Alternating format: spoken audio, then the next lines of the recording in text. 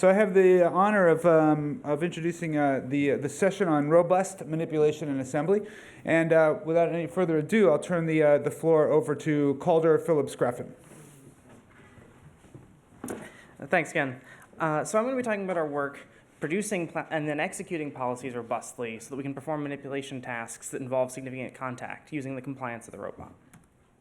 And so, in particular, we're looking at a set of more modern robots, things like Baxter or Raven, where, yeah, they've got great sensors sometimes, but because they're trying to be compliant and safer, they actually have significant actuation uncertainty. And we want to actually handle that, and we want to take advantage of the contact and compliance that these robots have and can safely perform to perform these tasks better that we couldn't otherwise do.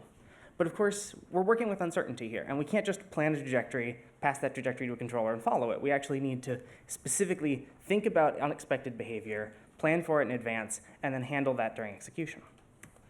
Obviously, there's been a lot of work done in motion planning and manipulation with uncertainty. Some of the earliest work in sort of modern robotics and motion planning has looked at this. There's been work everywhere from pre-images to POM-DPs to the whole area of belief-based planning. In particular, we want to draw your attention to the work of particle RRT a few years ago. And particle RRT both uses a particle-based model of the uncertainty of the belief of the robot. And this avoids some of the issues trying to use Gaussian belief models. It also introduces some of the ideas about having actions with multiple observable outcomes that you can distinguish between. Particle RT approaches it from the perspective of selecting between those outcomes. We're approaching it from the perspective that you can't select between one of multiple outcomes, but you can distinguish between them, and you can then attempt to reverse your action and retry it later if you end up in an objective you didn't want to end up in, and you can try to actually reach your desired objective that way. So specifically, what we're trying to do is we're trying to perform manipulation tasks on a controlled, compliant robot. And what we're trying to do here is frame this as an MDP. So we're trying to go from a start configuration to a goal configuration within some tolerance and reach that with some preset goal probability. And the result of our planner is to produce a partial policy that maps some set of the configuration space to actions to perform. These actions are target goal configurations for the controllers of the robot. We're not trying to specify torques here. We're actually just specifying target Q, and that actually determines the robot's motion from its controllers. But of course, it's a partial policy. Partial policies only cover some of the configurations the robot could be in, and so what we're trying to do is adapt that policy during execution to handle configurations we end up in that aren't in the policy. And we've done this with a framework that has 3 parts. And the first of these parts is a motion planning with uncertainty system in which we incorporate contact and compliance of the robot and the ability to use that contact and compliance to reduce uncertainty. We then take the solutions from that motion planner and we put them into policies that incorporate the ability to reverse actions and retry them to actually reach desired outcomes. And then we adapt those policies online during execution so that if an action fails or we end up in an outcome we don't want, we can then retry and try to reach the desired outcome properly. So to start with, we've got a global RRT-based planner, pretty simple RRT design you can see here. The nodes in orange have individual particles in them. These particles are a sample of the robot's configuration, a sort of a belief. And like any RRT, we start by sampling a target configuration. We then we then select the nearest neighbor node to expand, and we then pass this to a local planner, which does forward expansion. And you'll see here that because we've got a robot with contact and compliance, all this belief has condensed as we hit an obstacle. And this is an important part of being able to use particles here, is that we can properly model the belief of the robot condensing as we hit an obstacle, which you couldn't necessarily handle with a Gaussian or another distribution like that, where the belief changes as you encounter contact. Now, to actually perform this expansion, we're using a simulation-based local planner. And this, for speed purposes, we've used this within a fast, approximate kinematic simulation engine. And we start by gathering the particles for the nearest node. We then forward simulate these particles towards the target configuration. We then use a set of heuristics to cluster these particles into individual distinct outcomes. We then simulate backwards from each outcome towards the parent state to estimate our ability to reverse this action so that we could retry to reach an outcome that we actually want. And the role of separating into outcomes is to take all this cluster of particles that we've got that are potentially between different passages of the environment and separate it into outcomes. So if we perform a new action to that outcome, all the particles will behave in a similar way. And of course, there's not necessarily a clear way to do this. There's no simple, correct solution to this. And so we've produced a couple different sort of heuristic approaches, ranging from a very heavyweight approach in which we simulate all the motions from all the particles to each other using the local planner simulation engine. We got a very lightweight approach in which we just collision check the straight line paths between these particles. And we've also got a very heuristic approach in which we compute a weakly convex covering of the free workspace. So we assign these convex regions you can see as shaded blocks. And these shaded blocks then assign a region signature to the particles within them. And so we can then cluster based on a distance between these signatures. And this is a heuristic approach where we look at multiple particles in the same set of convex regions as behaving similarly. Now, as we're planning, we need to check to make sure we're reaching the goal conditions. And as we do this, we check to make sure if a node reaches within this goal tolerance, that we're reaching it with a high enough probability. But once we've done that, we want to keep planning. And so what we do is we blacklist the nodes of that solution that we don't want to expand for further nearest neighbors checks. So we don't want to just fill up the space right around the goal with a whole bunch of solutions. We actually want to remove those from the solutions and get better diversity. And so we keep doing this until we run out of time, and we will blacklist all the solutions we encounter. And we'll keep doing this, and we'll get a whole bunch of solutions. And so then once we've got this whole set of solutions from the planner, we then need to generate a policy from them. And so when we start with the planner tree, we've got a number of solution paths here. And the first thing we do is we prune off the leaf nodes, and we take all those actions that were previously, the forward action, the backwards action, and we turn them into edges in a graph. Because we now have a bidirectional edge. We have one direction for the forward action, one direction for the reverse action, and we can now weight those edges based on how many times we think we need to perform that action to successfully reach our desired outcome. And so we can weight all those edges. Once you weight the edges, you simply run Dijkstra's algorithm on this weighted graph, and you get the sequence of actions that you want to perform, ideally, to reach your desired outcome. And so this now encodes, for every node in your policy, the sequence of actions to take to reach the goal. Of course, during execution, we now need to query this policy, and we need to update it. And so we do this by comparing the result configuration of performing an action to the outcomes we expected to reach. And there are three basic cases. You have one single outcome you expect to reach. If you reach it, that's great. You don't need to change anything. If you have multiple outcomes, you need to adjust the probabilities assigned to which outcome you've reached. Or, in the worst case, you reach none of the outcomes you expected, and now you actually add a new state to the policy and adapt accordingly. We've performed 3 sets of experiments using our approach. In all of these cases, we've executed policies using the gazebo dynamics simulator, and we've modeled actuation uncertainty via velocity error. And so the 3 experiments we've performed, we've got a peg and hole task in SE3, we've got a reaching task on the Baxter robot, and some policy adaptation in SE2 to show it more clearly. So in the peg and hole task, we're trying to take this blue peg and insert it into a confined hole in the magenta environment. We've planned 30 policies, we've executed them 40 times, and we're trying to compare a set of performance metrics, the probability of execution in gazebo, and the time to first solution for the individual planners. We're going to compare against the various particle clustering heuristics we talked about earlier, and we're also going to compare with some baselines, one that doesn't model uncertainty and one that can't incorporate contact. So in a comparison against our clustering methods, we've actually seen that the convex region approach, using these convex region signatures, significantly outperforms the alternatives, both in a very high probability of execution and a very low time to first solution. We can also see when we compare against the baselines that at higher uncertainties, our planner does outperform, gets a very high probability of execution. However, at the lower uncertainties, the baselines are very competitive. They're performing a lot less simulation, and so they can produce many more solutions, and those are actually sometimes better at performing the task overall.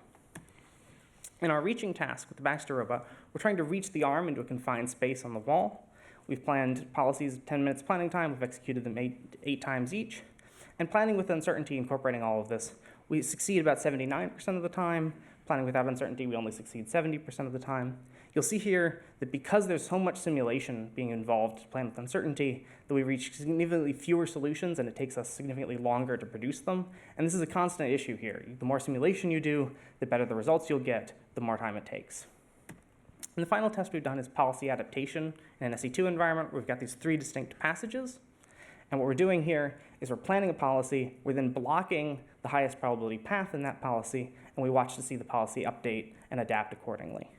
And so you can see here, we've got the unmodified environment, but the modified environment where we've blocked the initial path, and you see here that the robot has come up against this obstacle, and it's sitting here, and what it's doing here is it's updating that policy and constantly realizing that the probabilities that it had assigned early for those actions are entirely wrong, and that it needs to add a new state and adjust accordingly. And you'll see in a second that it'll recompute the entire policy, and it'll now go around through a different passage and avoid that entirely. And in fact, in the unmodified environment, given our time limit, this succeeds about 97% of the time. When we modify it, because of the time limit and because it takes longer to adapt, it only succeeds about 73% of the time. But in general, in every case, it does detect the obstacle and it does recompute the policy to avoid it. So in conclusion, we've been able to plan policies in a range of environments, from SE2 to SE3 to Baxter on a full 7-DOF robot, and we can perform manipulation tasks involving significant contact against the environment and obstacles. And with our policy adaptation, we can actually make these policies robust to unexpected changes. We can detect when we end up in a completely unexpected place and try to recover from that. Of course, there's some dirty laundry. As you probably gathered, simulating to actually incorporate uncertainty is incredibly expensive. We're spending about almost 100% of our time just simulating particles in this planner, which is incredibly wasteful for most cases because we're not actually going to get a very effective estimate of probability with a very low number of particles. And so we're basically wasting time simulating these particles in many cases. And because of this, if you don't simulate those particles, but instead you get a bunch more solutions, planning without uncertainty can be a very competitive baseline in low uncertainty cases. And because we've got all this contact, and the planner can use that because the simulator incorporates it, but we don't have a good way of seeking out that contact. We would need to sample particularly to either make contact or break contact or exploit sliding contact to the best of our ability. And of course, there's some parameters to tune, especially when you've got heuristic clustering. Those heuristics do have parameters you need to tune. It's not always intuitive how to tune them. Some of them are task-specific, some of them may be robot-specific.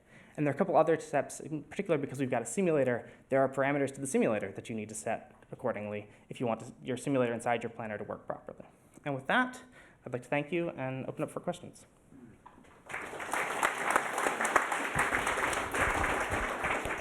Thank you. Very interesting talk. I have to say it reminds me of the LMT fine motion planning days, but now applying it with sampling-based methods. I really like your idea of condensation, of how the particles end up. You can characterize when they make contact with the surfaces, and using compliance in general. I think is a really interesting idea that's often been neglected. One question I wanted to go back to is if you go to LMT, are there ideas that you could take there? For example, the backchaining idea, being able to actually identify areas of the space and also the compliant surfaces that are particularly relevant. That would be a great idea. I mean, there's one way to think about that almost would be starting in the goal state and simulating backwards actions. Mm-hmm. One of the issues that you do find here is that actions that you can perform forward and actions that you can perform backwards are very different. I mean, it's part of the reason that the planners here aren't bidirectional RTs is because the matching of actions that go forwards and matching of actions that can go backwards really isn't intuitive. But the ability to define, these are the actions we can perform that get us to a certain state and go backwards would be very useful to incorporate. It might just be able to suggest states, pre-images essentially, that you could then forward plan on using RRT. Exactly. But and then I want to open up for other questions, but I do have one more real quick one, which is right now when you fail, you go back, you do this reversibility. But could you instead try and think about just changing your angle and sliding, right? Because you can increase the friction angle and then you would slide when you got stuck. You definitely could if you knew that was why you got stuck. You might have gotten stuck not because of friction, but because you've actually ended up in sort of a cul-de-sac and you're actually just wedged in there. Right. So if you've got a good way of detecting why you've got stuck, it would be entirely possible to adapt. And actually the way that these were executed in Gazebo, because the kinematic simulator doesn't match a real dynamics environment, we've got a controller that tries to adjust to minimize friction, which is doing a pretty similar approach to that. Okay, but I think just one thing, because you know the environment. If you're in a flat surface, planar surface of the environment, then you're probably stuck because of the frictional sticking. Yeah, so in that that probably case, tell you to do there. Yeah, So you definitely. because those would be nice corrections, because then you can keep moving forward without reversing. Okay, other questions? Ross. So as you know, that there's a strong connection between the uncertainty aspect and clutter. So would it make sense to vary the number of particles in response to greater clutter in the environment, and in the limit in an empty environment it would degrade to just plain RRT? That would definitely be a good idea to mix the number of particles. I mean, we used a constant number of particles just to ensure that we weren't going to lose belief as time went on, but actually there clearly are spaces in which you're just losing it, you're just wasting time simulating a whole bunch of particles in an empty environment. And if you are right up next to an obstacle, more particles help you. Thanks. Michael, please set up while we take one more question from the audience. Well, I had a question Nancy. on you're using this weekly convex region clustering. Yeah, do you have any feeling if that's the right kind of spatial shape? I don't think it's necessarily the right answer. It's a useful idea if we think about, especially in lower dimensional cases, you can think of the convex region of a space. The two points within the same convex region, there's nothing between them. And that was the initial idea that led us to the convex covering. Now, whether or not it's the right answer, maybe something like the regraph and flow graph stuff that was presented this morning is a better way of trying to encode parts of the space that are reachable from other parts of the space, or parts in which we should look and assume that particles can behave similarly. So I don't think the convex region approach is necessarily the right way to do it. Okay, great. Thank you, Calder.